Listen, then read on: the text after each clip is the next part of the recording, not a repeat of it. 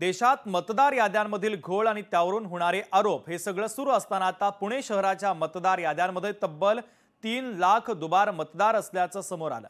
महापालिका आयुक्तांनी महानगरपालिकेच्या निवडणुकीसाठी प्रारूप मतदार यादी जाहीर केली आणि यामध्ये हे 3 लाख दुबार मतदार असल्याचं त्यांनी सांगितलं आणि सत्ताधारी आणि विरोधकांनी या संदर्भात आता घमासान घातलेला आहे। या संदर्भात लोकशाही मराठीचा खास रिपोर्ट आपण पाहूयात।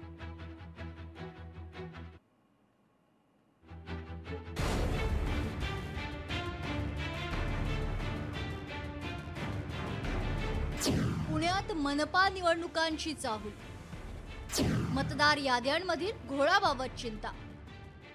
पुण्यात तब्बल 3 लाख दुबार मतदार, सत्ताधारी आणि विरोधकांमध्ये घमासान। उशिरा का होईना तर महापालिकेची रणधुमाळी अखेर सुरू झाली। प्रत्येक राजकीय पक्ष पुणे महानगरपालिका काबीज करण्यासाठी प्रयत्न करतायत। इच्छुकांची भली मोठी गर्दी झाली आहे। अशातच पुणे महानगरपालिका निवडणुकीत मतदार याद्यांमध्ये घोळ आणि दुबार मतदार असल्याचं पालिका आयुक्तांनीच मान्य केले। हाच मुद्दा घेऊन आता विरोधक देखील आक्रमक झाले। याच्यामध्ये आमच्या अधिकाऱ्यांचा जो काही भूमिका आहे थोडाफार हे चुका होऊ शकते, मला मान्य आहे, पण त्याच्या मागे काही म्हणजे हे काही राजकीय हेतूने प्रेरित होऊन किंवा काही गलत इंटेन्शन असं अजिबात होणार नाही। माझ्याकडे जे काही तक्रारी येत आहेत त्या अनुषंगाने मी स्वतः प्रत्येक वॉर्डने आहे हे सगळे इन्स्पेक्शन करण्याच्या बाबतीत आम्ही याच्यावर आम्ही चांगल्या पद्धतीने मोहीम घेऊ। मतदार यादीमधील घोळ, दुबार मतदार अशा अनेक तक्रारी घेऊन महाविकास आघाडी, मनसे आणि वंचितनं पालिका आयुक्तांची भेट घेतली। दुबार नावं काढून टाका, मतदार यादीमधील घोळ जोपर्यंत मिटत नाही तोपर्यंत निवडणुका घेऊ नका, अशी भूमिका विरोधकांनी घेतली। वेळ पडली तर रस्त्यावर चक्का जाम करू असा इशारा देखील विरोधकांनी दिलाय। या संदर्भातले आक्षेप दाखल करायला आम्हाला 8 दिवसाची मुदतवाढ मिळावी ही विनंती आहे। दुबार नाव आहे ती वगळण्यात यावी। जी यादी 5 डिसेंबरला अंतिम म्हणून जाहीर केली जाईल तीच यादी महापालिकेच्या निवडणुकीपर्यंत राहावी हा आमचा या ठिकाणी त्यांना सल्ला मागणी आहे। जे काही इकडची नका मतदार तिकडे पळवले जातात त्याला या ठिकाणी रोख नका करावा, त्याला त्या ठिकाणी ते थांबवण्यात यावं, अन्यथा या ठिकाणी पुणेकर नका नागरिक हा रस्त्यावर उतरल्याशिवाय राहणार नाही। मतदार यादीमध्ये बीएलओंना त्यांचं सहकार्य मिळावं। जर लोकांची नावं दुबार आहेत, तिबार आहेत, नावं आलेली नाहीयेत, नावं वगळली गेली आहेत, हे जर दुरुस्त करायचं असेल तर त्या व्यक्तीला स्वतःला व्यक्तिशय येऊन अर्ज करायचा आहे। जर बीएलएची नियुक्ती केली आहे त्या बीएलएच्या मार्फत जर ही यंत्रणा राबवली गेली तर काम एकदम सोपं होईल। प्रत्येक व्यक्तीनं मतदारानं स्वतःची तक्रार स्वतःच करायची, तर एवढ्या तक्रारींचा पाऊस यांच्याकडनं पेलवणार आहे का हा आमचा मेन प्रश्न आहे। विरोधकांबरोबर सत्ताधारी पक्षातील अजित पवार यांच्या राष्ट्रवादीने देखील यावर आक्षेप घेतलाय। तातडीनं यावर मार्ग काढावा, तोपर्यंत निवडणूक घेऊ नये अशी मागणी त्यांनी महापालिका आयुक्तांकडे केली आहे।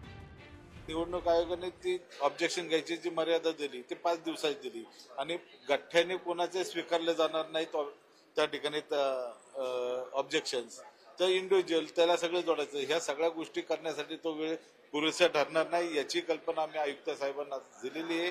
त्याच्यामध्ये आपण काहीतरी मार्ग काढावा जर किंवा आपले अधिकारी त्या ठिकाणी लावून पुन्हा एकदा त्याची तपासणी करून घ्यावी। यावर लवकरच तोडगा काढू, मतदार यादीतील घोळ दूर करण्यासाठी प्रयत्न सुरू आहेत। ही निवडणूक पारदर्शक व्हावी यासाठी प्रशासन प्रयत्नशील आहे, यामध्ये कुठेही राजकारण येणार नाही असा शब्द आयुक्तांनी दिलाय। 3-4 कारण आहेत त्याच्यामध्ये दुरुस्ती करण्याचा अधिकार महापालिकेला आहे। आपल्याला माहिती आहे की मतदार यादी तयार करणे कलेक्टर ऑफिसचं काम असते, पण जेव्हा मतदार यादीची फोडणी करतो हे 3-4 कारणावरून आम्ही दुरुस्त करू शकतो। वेळ आहे आमच्याकडे असं नाही आहे आणि नक्कीच हे सगळे जे काही तक्रारी येत आहे आम्ही त्याच्यावर दुरुस्ती करू आणि जे काही याचा रिझल्ट आहे आम्ही निवडणूक आयोगाला कळवू।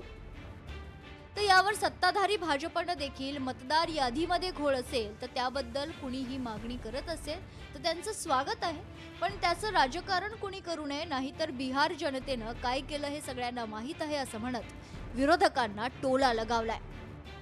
मला असं वाटतं की दुबार मतदार असतील, चुकीच्या मतदार यादीतल्या अनेक गोष्टी असतील, याच्यावरती ज्यांनी कुणी भूमिका मांडली आहे तीच स्वागत केलं पाहिजे। फक्त त्याचं राजकारण करता कामा नये। आम्ही कधी राजकारण नाही केलं, आम्ही प्रयत्न हे करत आलो त्या याद्या दुरुस्त व्हाव्यात, त्या याद्या चांगल्या व्हाव्यात, अपडेट व्हाव्यात, तेच प्रयत्न आजही आम्ही करतो। त्यामुळे त्याच्याबद्दल तर कुणी करत असेल तर काम केलं पाहिजे। खरं तर विरोधी पक्षांनी सतर्क राहिलं पाहिजे. या मतदार याद्यांवर आधीच प्रश्न उपस्थित करण्यात आले होते, त्यामुळे इथल्या मतदार यादीची प्रक्रिया आहे ती अधिक काटेकोरपणे राबवली जाईल अशी अपेक्षाही व्यक्त केली होती. मात्र असं असताना 3 लाख मतदार यादीमध्ये असल्याचं आता समोर आलेलं आहे. विशेष म्हणजे प्रत्येक वेळेस असंच काहीतरी चित्र समोर येतं. आता हे दुबार मतदार आणि त्यांच्याकडून मतदार होणार नाही, त्याचबरोबर मतदार यादीमध्ये काही गोंधळ होणार नाही याची शाश्वती निवडणूक आयोग देणार की संबंधित अधिकारी देणार, हा खरा प्रश्न आहे. अमोल धर्माधिकारी, लोकशाही मराठी, पुणे.